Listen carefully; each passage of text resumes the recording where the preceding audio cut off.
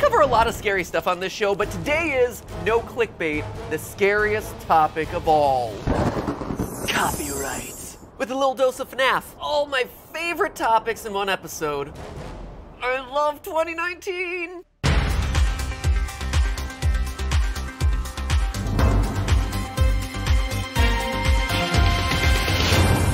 Hello, Internet!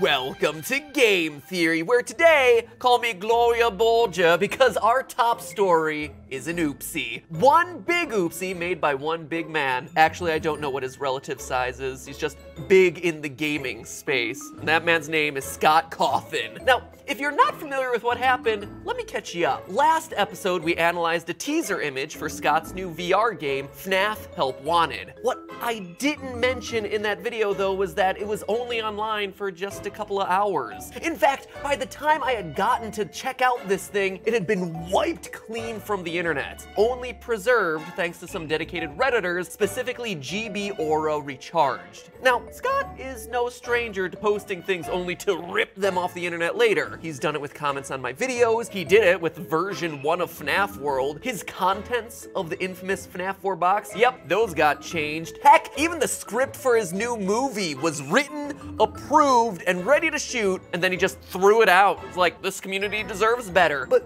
this time, it was different. This time, it was because the team working on the VR game, Steel Wool, had unintentionally used fan art. As he said on Reddit, quote, "My first teaser in more than half a year was made using questionable choices at best and traced fan models at worst." He then went on 2 days later to clarify further, quote again, "As you all remember, the artwork that I teased for the game, which was actually a portion of the cover artwork, included characters that had used fan art and fan models as references. When I learned about that, I was obviously pretty upset and took down the teaser. The person working on the artwork used images that he thought were mine. If anything, everyone who had one of their models referenced should pat themselves on the back, because your models look like they were canon. I think it's a testament to the fan community that the fan models rival mine. Many of them looked identical, and some of them look better." So the TLDR of this whole thing is that he pulled down the teaser because it used recolored, reskinned models made by a fan of characters that Scott Cawthon himself created that looked so close to the original creations that his own team couldn't tell him apart from the originals. And this sparked a really interesting question in my head. Did Scott legally have to do this?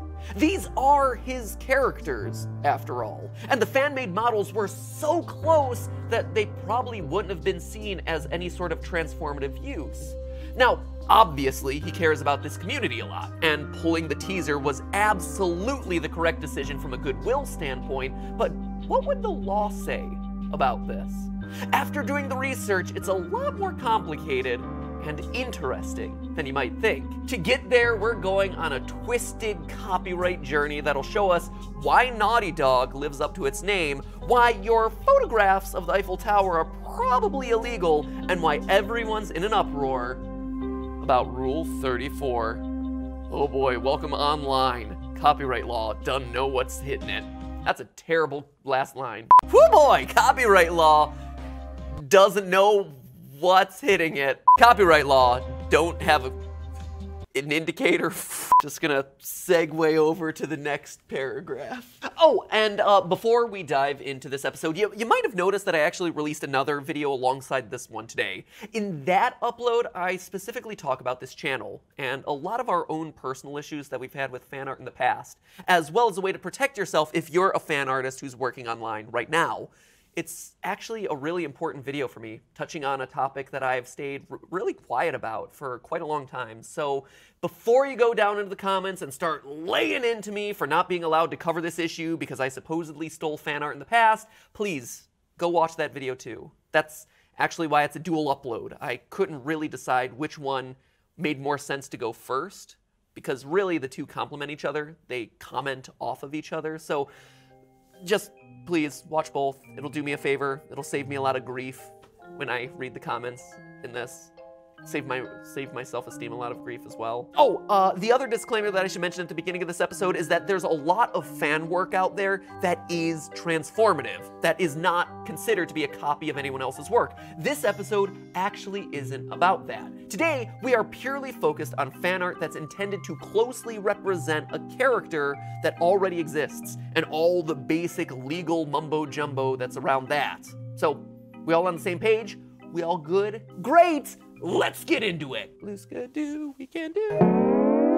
Now, Scott is far from the only game maker that's had a copyright oopsie when it comes to teasing a new game. Case in point, the original version of the trailer for Uncharted 4: A Thief's End was released containing a painting that took images from Assassin's Creed Black Flag's concept art. The one with the pirate. I gotta give credit where credit's due here, guys. That is incredibly on brand. Stealing artwork to promote a game that has the word thief in the title, very smart, very meta. Ubisoft wasn't appreciating that level of meta commentary though, and Sony was quick to pull the video and replace the asset. Oopsies like this also aren't just limited to marketing materials and teasers either. Back in 2013, a graphic designer named Cameron Booth made a post announcing that he was effing furious with the fact that the game The Last of Us featured a map that he had made of the Boston Metro. First off, I'd like to point out that The Last of Us, just like Uncharted, is a Naughty Dog game. I guess we know what the naughty is referring to in their name. But after what I assume was a swift apology and a fairly decent payoff, Cameron quickly dialed back his language in a later public post saying, "It seems as if matters will be resolved to everyone's satisfaction shortly." Great, I'm so happy for you guys. Money truly heals all wounds. But this case already starts to reveal some weird nuances of the copyright world, because while the graphic designer who made the picture owns the copyright to his map and was absolutely in his right to complain about the improper usage, he actually doesn't have the copyright to the Boston Metro itself.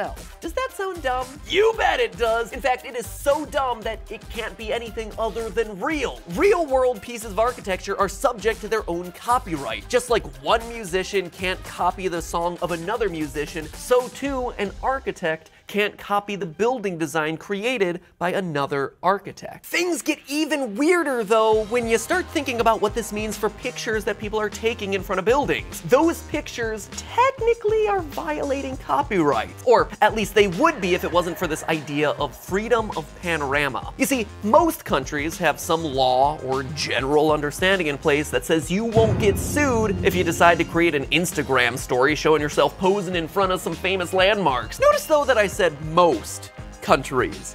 Most does not equal all. Case in point, France. France doesn't have freedom of panorama. As a result, technically speaking, you legally shouldn't be able to post photographs of the Eiffel Tower, but only the night photographs. You see, because the Eiffel Tower without lights was built in 1889, that one is old enough to have entered the public domain. But the lights that go on at night were installed in 1985, thereby making this an artistic work with live copyright, making posting photos of it illegal. That means that anything you find in a regular Google image search under Eiffel Tower at night was probably taken by fearless outlaws who are flouting the law, throwing caution to the wind, and posting their tourist photos of the Eiffel Tower in the evening. Probably a bunch of developers at Naughty Dog being like, whatever, we don't care. We steal artwork all the time. We're Naughty Dog. We're dogs who are naughty. So what does the Eiffel Tower have to do with FNAF fan art? Well, obviously, people are taking photos of the Eiffel Tower and art getting thrown in les prisons. I actually didn't learn the word for prison when I took French. And that's because these crazy laws don't matter for people who are only using the image for personal consumption. You put an image on your fridge or you slap it on the desk at your office, you're fine. But the second you publish that image, it becomes a different story. Just take a look at any stock image website like Getty Images, which is a business built on legally owning the rights to every image in their archive, and you'll notice that most of the images of the Eiffel Tower, even the ones with low light, don't feature the lights on the building turned on. And this is where things get tricky. As if they weren't overly complicated enough. You see, if you publish a piece of artwork that features a character like Mangle or Mario or Mewtwo or heck Elsa, and you don't own the copyright to that character, then publishing that fan work is technically a copyright violation, which merits a huge question: what counts as publishing? Now, obviously, publishing includes things like putting it in a book that ends up in Barnes & Noble, but publishing actually has a much broader definition in the legal sense. Publishing, in the broadest sense of the word, just means causing something to become public or making it publicly known. That means that everything from printing up and handing out a bunch of flyers on the street to, you guessed it, posting it online is covered. It doesn't even matter if it's a non-commercial type of posting. Posting fan art non-commercially on your blog or a site like Tumblr or Instagram or Twitter all count as publishing that image. And if you're thinking to yourself, wow, that affects a lot of people, yeah, it does. You're absolutely right. Technically speaking, every fan artist on Tumblr and DeviantArt and Pinterest and Pixiv and their own independent blog, they are technically violating copyright every time they post a new sketch of an existing character that's not transformative enough to be considered fair use. I know that sounds unbelievable, and that every fan artist out there is lighting their torch and rummaging for their proverbial pitchfork to come after me right now. But first off, don't kill the messenger here, guys. Legally, this is the truth based on the lawyers that I've spoken with and the legal papers that we've read. That is the letter of the law. But the letter is obviously only half the story, considering, of course, that the prisons across the country aren't filled with Rainbow Dash fan artists and Bendy bottlers. Though it'd be pretty funny if they were. What are you in for? Killed a guy. You? I drew a pink pony very accurately. In actual practice, the situation favors fan artists a lot more than you might first think. As you can see pretty much everywhere on the internet, it's really rare for copyright holders to try and enforce their copyright. The only instances where you see this actually happen tend to be when a brand feels that the art that's being made really misrepresents their IP. One really convenient example of this in the gaming world is Blizzard, who issued DMCA takedowns across a bunch of different fan art in efforts to stop people from making how do I put this nicely? Renditions of Overwatch characters in compromising situations, loving each other just a bit too much for their liking. For those of you who have the foreign tongue, images of their characters in flagrante delicto, in the carnal embrace tranquility. Basically, Blizzard wanted people to skip from Rule 33 to Rule 35 of the Internet Handbook, if you catch my drift. And you can imagine just how effective Blizzard was at accomplishing that goal. Not that I would know personally, I was just doing research. For a friend. Anyway, according to the guidelines from Blizzard's policy on fan-made creations, they cracked down in order to, quote, maintain and protect the image of their games. They also said, Blizzard requires that productions maintain the T rating that has been given to its products by the ESRB. And I get that, right? It makes sense. While it might have been kind of a futile effort to remove sexy time from the internet, legally speaking, they're entirely within their legal right to protect their brand. But speaking of legal rights, it is a two-way street. Even though a company owns the rights to its characters, you, as the fan artist, own the right to your individual piece of fan art. So going all the way back to our example of FNAF fan art, which there's a lot out there, if you drew a picture of Freddy and the Cupcake, what are the actual rights for that image? Well, Scott owns the copyright to the character, but you own the copyright to that specific image. So you can't publish it, you don't own the rights to the character, but Scott also can't publish that image because he doesn't have the rights to your artwork. You are both caught. As it turns out, no one really has the rights to publish that image. Unless, of course, you both agree to it, but good luck there. Scott doesn't talk to anyone. Except for Dawko. Probably his secret son. I don't know. He talks to Dawko like all the time. Now, what would have happened if Scott hadn't owned up to his oopsie and this situation had actually escalated? What could the fan artist who created those character models have done to him? Turns out a very similar issue has come up and was settled in a fairly famous case with the iconic Obama Hope image from that election. The artist of the famous Obama image, Shepard Fairey, who is actually one of my favorite street artists, created the artwork, but he copied the image from a photograph of Obama that he, quote, found on the internet. But it was owned by an independent photographer from the Associated Press. In court, the ruling was that the Hope artwork infringed on the copyright of the original photograph. The original owner of the photograph now participates in all money that's earned by the rights to that image. This is also the one case where I'll actually mention fair use, because Shepard Fairey actually tried to make the argument that his work here was transformative, but the court didn't buy it. In fact, he almost went to jail for it. The upshot of this whole thing is that, in theory, if a legal fight like this one would have happened in Scott's case, it could have very easily landed both parties in court, and it would have actually been pretty hard for Scott to win. Luckily, none of that happened. And I think a lot of that is because Scott holds himself to a higher standard and wouldn't have wanted to do a disservice to his fans. As he said in his apology, quote, "The only thing I care about is doing right by this community." Good on you, man. But there is another compelling reason for Scott to take that teaser down. Money. You see, the other big complicating factor in all of this isn't whether someone is really infringing on their copyright, but whether they're actually making money while doing the infringing. In the United States, criminal copyright laws prohibit you from actually using someone else's intellectual property for your own financial gain. This means that when you post your fan art online, you're not going to face any criminal liability. Fan artists, you are good to go. Sketchy nerd t-shirt companies that are selling unlicensed Nintendo merch, though, you might not be so safe. Stop! You violated the law. Pay the court a fine or serve your sentence. Likewise, if you're selling your own posters of your fan art images, well, that could land you in some legal hot water as well. And I know that this is the most sensitive subject around fan art because of all the commission that artists earn by doing fan art made to order for other members of their fan communities. I'm not condemning anyone. I'm not passing any sort of judgment on anyone else's online business. As someone who uses a lot of online images of other people's IP, I'm kind of digging my own grave here as well.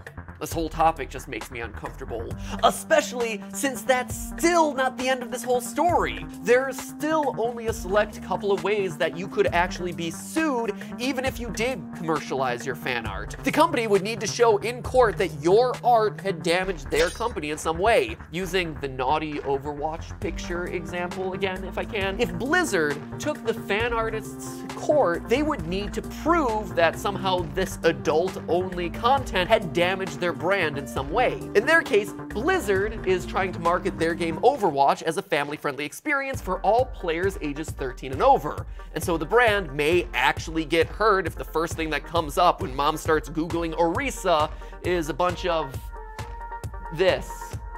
Very family unfriendly images. How much, though? It's actually hard to tell.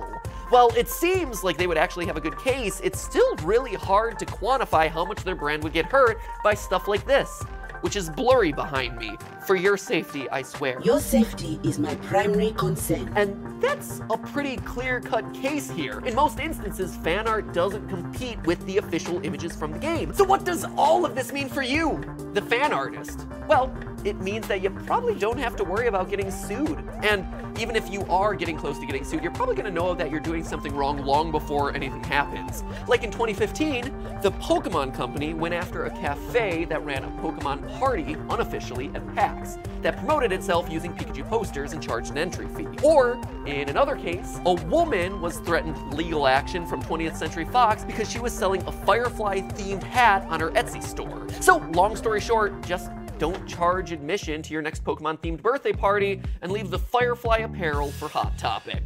But to bring it all the way back around to FNAF one last time, while Scott doesn't stand to gain a whole lot by suing his fans over their creations, he does stand to lose a whole lot if he uses a fan-made model in the box art for a VR game that is for profit and could potentially make millions of dollars. See, if he kept those fan models in his box art, it would, in theory, open him up to a much bigger legal problem where he might have to pay thousands or even tens of thousands of dollars in royalties simply for using those two pieces of artwork. So Scott's decision to take down the teaser image was certainly the right thing to do from a moral perspective, but it's also the correct thing to do from a business perspective. I mean, don't get me wrong, Scott is all about giving back to the FNAF community, but maybe he's not interested in giving that much back.